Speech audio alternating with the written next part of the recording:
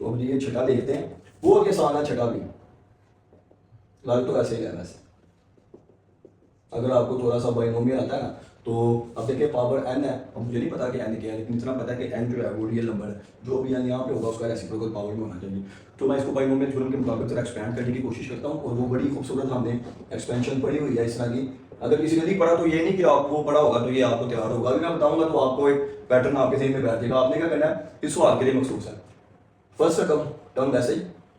Plus अगले में आपने पावर लिखनी है और साथ में सेकंड टर्म लिखनी है यहाँ पे ऐसे प्लस, अब फिर पावर लिखनी है, ये n लिखा हुआ है, और एक टर्म n से 1 माइनस करके और 2 के फैक्टोरियल से डिवाइड कर देना है, और सेकंड टर्म का स्क्वायर प्लस। अब फिर क्या करेंगे, इसी में एक टर्म ऐड करानी है, n माइनस वन एक हो जाएगा n माइनस टू, अब ये 3 है, 3 के फैक्टोरियल से डिवाइड, और ये 1/n इसकी पावर 3 अप टू 100 होंगे चलता जाएगा, तो मुझे यहाँ पे पता नहीं लिखना। तो ये दोबारा मैं रिपीट करता हूँ, पहले टर्म वैसे लिख देनी है आपने प्लस पावर शुरू में सेकंड टर्म, अब सेकंड टर्म से अगली टर्म्स में बनाऊंगा n, और एक n से पीछे वाले लेता हूं n माइनस वन, 2 के फैक्टोरियल से डिवाइड 1/n का स्क्वायर। अब ये n माइनस वन और एक n माइनस टू, इधर 2 का फैक्टोरियल था, इधर 3 का फैक्टोरियल, इधर 1/n की पावर 2 थी, इधर 1/1 की पावर 3 हो जाएगी, इतना आपने कर लेना है। उसके बाद इसको थोड़ा सा मॉडिफाई करना है, मॉडिफाई कैसे करते हैं देखिएगा, 1 प्लस ये कैंसिल हो गया 1 आ जाएगा, इसमें मैं क्या करता हूँ 1/2 फैक्टोरियल को थोड़ा बाहर लिख देता हूँ, इधर क्या रह गया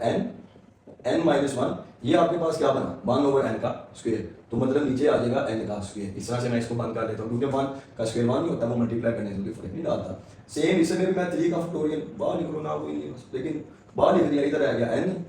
n minus one, n minus two, नीचे क्या बचेगा n का क्यूब है, n का cube up to so on. अब देखें ये n इससे कैंसिल, ये n इससे कैंसिल, इधर आ गया n का स्क्वायर, तो 1 प्लस वन, इसको मैं 1 प्लस वन 2 लिख लेता हूँ, कोई ऐसी बात नहीं है, 2 प्लस वन और 2 का फैक्टोरियल। अब इधर देखें ये है n माइनस वन हो रहा है, मैंने हमेशा बताया ऊपर कभी भी दो रकम प्लस माइनस की फॉर्म में हो, नीचे एक रकम हो, तो उसको आप दोनों को नीचे स्प्लिट करते हैं, जैसे कि n के नीचे n आ जाएगा, बीच में प्लस के माइनस हो, और 1 के नीचे भी n आ जाएगा, तो आप देखें n से कट गया, इधर आ गया 1/n। तो यही मैं हरकत यहाँ पे करूँगा, n/n माइनस 1/n। ये अगर आप डायरेक्ट भी कर लेंगे तो वो मसला नहीं है, मैं क्योंकि एक स्टेप आपको बता रहा हूँ ताकि आसानी हो जाए, मैंने, और इधर आ जाएगा 1/3 का फैक्टोरियल। अब ये देखिए n minus one n minus to, मैं क्या करता हूँ इसके नीचे एक n रहता मल्टीप्लाई, और n माइनस टू के नीचे एक n रहता, तो ये n का मल्टीप्लाई हो गया ना, n स्क्वायर ही देगा, और ऊपर भी मल्टीप्लिकेशन की फॉर्म में लिखा, ऊपर ब्रैकेट में था, नीचे मैंने थोड़ा उसको हमें खोल के लिख लिया, या इधर ब्रैकेट ऐसे कर लें आप, जैसे आपको बेहतर लगता है, तो क्योंकि वो तो मल्टीप्लाई नहीं आएगा यही। तो इधर देखें 2 प्लस 1/2 का फैक्टोरियल 2, इसको भी ओपन कर देते हैं, इधर 1 माइनस 1/n, ये 6 होता है, इसको भी लिख लें। इसको भी जब हम इसके मुताबिक करेंगे ना n/n माइनस 1/n, तो ये 1 माइनस 1/n हो जाएगा। डायरेक्ट इसको कर देंगे, n के नीचे n1 और इसके नीचे n, इसको भी देखिए n के नीचे n1, 2 के नीचे ऐसे भी आ जाएगा ऐसे, ये हो गया। अच्छा, तो अब यहाँ पे हमारे क्वेश्चन में जो लिमिट है n पे, वो n हमारा इन्फिनिटी को अप्रोच कर रहा है, तो मैं अगर यहाँ पे लिखता हूँ कि मेरा n इन्फिनिटी को अप्रोच करेगा लिमिट के मुताबिक, तो आप देखें ये कुछ इस तरह से बनेगा, 1 minus 1/infinity, 1 minus 1/infinity, 1 minus 2/infinity up to 100 होने चलता जाएगा। और हमने पढ़ा हुआ है कि 1/infinity हो तो वो जीरो को अपना आता है आपका आंसर, क्योंकि वो जितनी नीचे रकम बढ़ी आएगी आपका आंसर जो है वो जीरो को अप्रोच करेगा। तो इसका मतलब है ये आ जाएगा 2 प्लस 1/2, इधर 1 बच जाएगा क्योंकि ये 0 बच जाएगा, ये 1 बच जाएगा क्योंकि ये भी 0 बच जाएगा, ये भी 1 बच जाएगा अप टू 100, क्योंकि ये सारी की सारी आपकी, ये भी 0 बन जाएगा, ये भी 0 बन जाएगी रकम, ये भी टर्म आपकी 0 बन जाएगी। और फिर ये आपके पास 2 प्लस 0.5 प्लस ये आ जाएगा 1/6, क्या होता है आपका 6 1 6 4 0 और 6 6 30, तो ये 0.16 अप टू ये 100 चलता रहेगा। तो अगर आप इसको ऐड करते हैं तो ऐड करके ये आता है तकरीबन, देख लेते हैं इसको भी,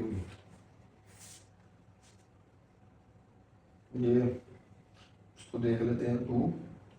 प्लस 0.5 प्लस 0.16 और 6 पहले कर लो,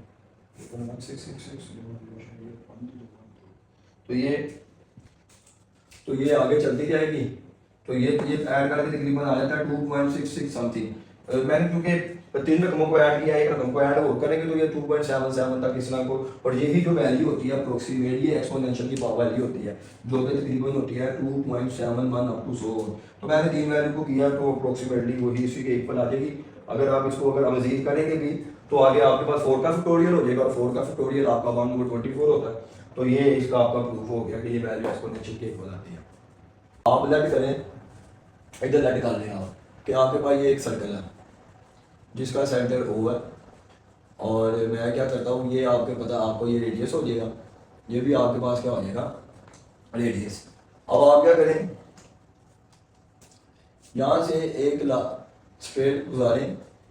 उसको इनहेंस करें और उसको मिलाते हैं आप इस पॉइंट के साथ, ये वाले पॉइंट के साथ, ये जो है ये वाला, इसको आप O कह लें, इसको आप A, ये आपका हो जाएगा B, ये आपका हो जाएगा C। डी की जरूरत तो नहीं है ना, O B और ये, हाँ जी इसे लिखेगा। तो आपने इसी स्टेटमेंट को यहाँ पे लिख लेना। ये 7वां हम कर रहे हैं कि limit theta approaches to 0 sine theta और थीटा के बराबर। अब यहाँ पे जो एंगल बन रहा है ना, ये आपने लिखना है जी एंगल थीटा बन रहा है। ये एंगल बहुत ही ज्यादा स्मॉल एंगल है, बहुत ही ज्यादा स्मॉल एंगल है। इसको स्टेटमेंट में आपने ऐसे लिख लेना है, let be have a circle with centre at O और O और OA इक्वल है OB के, और ये आपके पास बना है रेडियस R और एंगल थीटा, और जो एंगल है theta between AO and BO के दरमियान कैसे लिख रहे हैं कि एंगल इसको ऐसे लिख रहे हैं AOB is theta which is very very small। फिर बाकी आपने लिखना है थोड़ा सा इसको कि we extended the side B to point C and joined with point A। ये सारा आपने इसको अपनी इंग्लिश में लिख लेना, मेरे पास इतनी जगह नहीं बचनी यहाँ पे। ये लिखने के बाद फिर आप आ जाएं इसकी असल मैथमेटिकल फॉर्म के पास। आप फिर आपने लिखना है कि जी यहाँ पे 3 तरह के डिस्टेंस हम यूज कर रहे हैं, 3 तरह के। एक आप लिख लें कि जी जो डिस्टेंस आपका OB है, एक डिस्टेंस है, अच्छा यहाँ से ना एक और परपेंडिकुलर कराना था आपने, इधर से एक और परपेंडिकुलर आपने कराना था इस तरह का, तो ये पॉइंट बन जाना था फिर आपका D। ये मैंने दिखाया, ये भी मैंने दिखाया, इसको भी आपने लिखना draw perpendicular for point B dash join that point D। अब आपने 3 साइडें ले लिया साइड कह रहे हैं सॉरी, एक आपने BD लेना है, एक आपने कर्व AB लेनी है और एक आपने डिस्टेंस है AC लेना है। तो आप इधर लिख सकते हैं बाय डायग्राम, बाय फिगर से आप ये लिख सकते हैं कि जो BD का डिस्टेंस है, मतलब BD डिस्टेंस, ये डिस्टेंस छोटा डिस्टेंस है, स्मॉल डिस्टेंस है कर्व की लेंथ पे, AB कर्व के ऊपर ना इस तरह से उसको बना देते हैं, उसके साइन को टेढ़ा करके, और इधर डिस्टेंस ऑफ AB ऐसे, और ये डिस्टेंस जो है ये लेस देन है डिस्टेंस किसके, डिस्टेंस है CA के, ये डिस्टेंस है CA के, ये लेस देन। इस डायग्राम से ये पता चल रहा कि जो BD का डिस्टेंस लेंथ है वो छोटी है, BA की बड़ी है, और जो CA की लेंथ है वो उससे भी ज्यादा बड़ी है। अच्छा अब इसमें अगर आप साइड ये वाली BD देखें तो जो BD साइड है वो असल में ये डायग्राम आपको बना के दे दिया है, ट्रायंगल, ये वाली, ये O, ये B और ये D, और ये आपका एंगल है थीटा। तो आप देखें ये साइड अगर ये आपका बेस एंगल है तो ये आपके पास बेस है, ये आपके पास परपेंडिकुलर है, ये हाइपोटेन्यूज है। आपने क्या निकालना है, आपने निकालना है परपेंडिकुलर। गिवन क्या है आपको गिवन है कि ये OB आपको पता है कि OB रेडियस है, तो मैंने उसको आगे ऊपर काट दिया, और आज ये आपको पता है परपेंडिकुलर आपने निकालनी है। तो आप ऐसा फार्मूला यूज करें जिसमें परपेंडिकुलर भी आता हो और हाइपोटेन्यूज भी आता हो। ये फार्मूला याद रखने से बेहतर है कि मैं आपको थोड़ा सा रट्टा बता दूं, साइन यूज हो रहा है ना, तो पहला फार्मूला आपका साइन का हो जाएगा। तो आप इधर लिख सकते हैं कि जो इधर ही मैं थोड़ा सा इसको समझाने के लिए इधर ही लिख देता हूँ कि जो साइन थीटा होगा आपका वो होगा परपेंडिकुलर और हाइपोटेन्यूज। परपेंडिकुलर आपका BD है और हाइपोटेन्यूज आपका R है, एक तरह से है तो OB, लेकिन वो R के इक्वल है। तो आपको क्या चाहिए, परपेंडिकुलर चाहिए, मतलब BD साइड चाहिए, तो BD इधर ही रहेगा, R उधर चला जाएगा, तो ये हो जाएगा R sin theta is equal to BD। अगर आप देखें तो आप यहाँ पे BD की जगह पे लिख रहे हैं R sin थीटा। अब ये R का आपके पास है ये ABR, और R की लेंथ क्या होती है R थीटा, ये हमने पढ़ा हुआ है एक formula L is equal to R theta. तो वो L थी वो R की लेंथ थी, तो यहाँ पे आपका रेडियस आ रहा है, एंगल भी थीटा, तो आप जो AB की लेंथ है वो R थीटा हो जाएगी। अब CA की बारी आ जाए, अब CA में क्या होगा, अब CA आपके पास ये वाली ट्रायंगल बन गई है जी, मैं इसको इधर ही बना देता हूँ, इसको मैं रेस कर देता हूँ, ये आपने लिख लिया होगा, तो इधर ही मैं CA वाली एंगल ट्रायंगल बना देता हूँ, थीटा CA और O। अब इसमें ना, इसमें OA आपको पता कि रेडियस है, OC का नहीं पता, क्योंकि OB तक तो पता था कि रेडियस, अब ये कितनी लेंथ आगे गई है वो हमें नहीं पता, और ना ही हमें सी ए पता है। तो असल में हमने निकालनी भी किसकी लाइन सी ए की, मतलब सी ए ये परपेंडिकुलर है, ये बेस है आपकी, और ये आपका हाइपोटेनस को हमारा कहीं पे यूज ही नहीं होगा, क्योंकि मुझे सी ए की लाइन चाहिए, मतलब मेरी मुझे ये साइड चाहिए और नॉन साइड मेरे पास ये है। तो आप देखें परपेंडिकुलर और बेस ये किस फॉर्मूले में यूज होता है, कि टेन में यूज होता है। अब इसको आपने याद रखना है, टेन होता है परपेंडिकुलर ओवर बेस, और परपेंडिकुलर आपके पास कितना है जी, परपेंडिकुलर है इसी सी ए लिख देता हूँ, और बी बेस जो है बेस आर है रेडियस, तो यहाँ से R tan theta is equal to C A. तो ये मैं अब सी ए की जगह पे लिख देता हूँ आर टेन थीटा, आप नोट कर लें, मैं रेडियस भी ला सकता हूँ। इधर आप लिख दें जी आर टेन थीटा। अब क्या करें, अब आप सबको 8 से डिवाइड करते हैं एक ही नंबर से, क्योंकि रेडियस क्योंकि पॉजिटिव होगा, तो सबको अगर आप 8 से डिवाइड भी करते हैं तो उससे कोई फर्क नहीं पड़ेगा। इसको भी 8 से डिवाइड करते हैं, इसको भी, ये आप अगले स्टेप पे भी कर सकते हैं। मैं क्योंकि आपको सिर्फ समझा रहा हूँ आसान वे में, तो इसलिए मैंने इसको इधर से ही कर दिया है। अब टेन आपके पास क्या होता है, साइन ओवर कोस, तो sine theta less than theta के लिए होता है sign theta over cos theta. अभी मेरे पास थीटा है और मुझे बाकी चीजें जो है वो एलिमिनेट करनी है, तो मैं क्या करता हूँ, अब डिवाइड कर देता हूँ सबको साइन थीटा के साथ, ताकि ये साइन थीटा खत्म हो जाए, इसके नीचे मुझे साइन मिल जाए, यहाँ से भी कम से कम साइन थीटा जो है वो खत्म हो जाए आपका। तो आप सबको साइन थीटा से डिवाइड कर दो, इधर भी साइन थीटा, इधर भी साइन थीटा से डिवाइड, इधर भी आप कर सकते थे, लेकिन वो मैं क्योंकि इसको भी काट के 1 आ गया, इधर आ गया थीटा ओवर साइन थीटा, इधर आ गया 1 ओवर कोस थीटा, ठीक हो गया।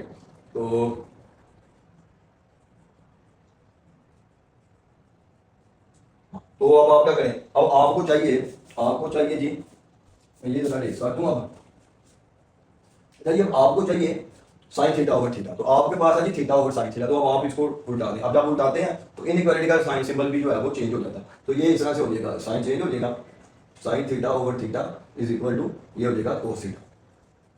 अब आपने लिमिट अप्लाई करनी है। अब चूंकि मैंने यहाँ पे कहा हुआ है कि जी हमारा एंगल बहुत ही स्मॉल है, तो बहुत ही स्मॉल का मतलब है जीरो तो नहीं होगा, सारी बात है, उसी की मैग्नीट्यूड होगी, तो स्मॉल का मतलब है कि मैं इसको लिमिट लगा देता हूँ कि जो मेरा थीटा इतना छोटा है कि तकरीबन तो जीरो के इक्वल है। तो फिर मैं यहाँ पे जब लिमिट लगाऊंगा, limit theta approaches to zero, तो वो 1 पे भी लगाऊंगा, limit theta approaches to zero sine theta over theta पे भी लगाऊंगा, और इसी तरह से कोस थीटा पे मैं सबको लिमिट अप्लाई कर दी कि मेरा जो एंगल यूज हो रहा है वो बहुत ही स्मॉल है, तो वो बहुत ही स्मॉल है कि जीरो तकरीबन है, तो उसके लिए मैंने लिमिट लगा दी। अब यहाँ पे बड़ा अहम आपने हवाला दे देना बाय सैंडविच थ्योरम,